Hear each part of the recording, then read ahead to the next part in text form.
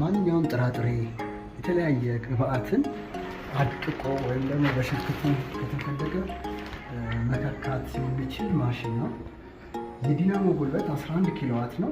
ሙሉ ቀን እንደፈለገ ብትሰራበት የማይሞቅ ነው። ሲመንስ ነው፣ ኦሪጂናል ሲመንስን የሚገጥምለት የ2 ዓመት ዋስትና አለው።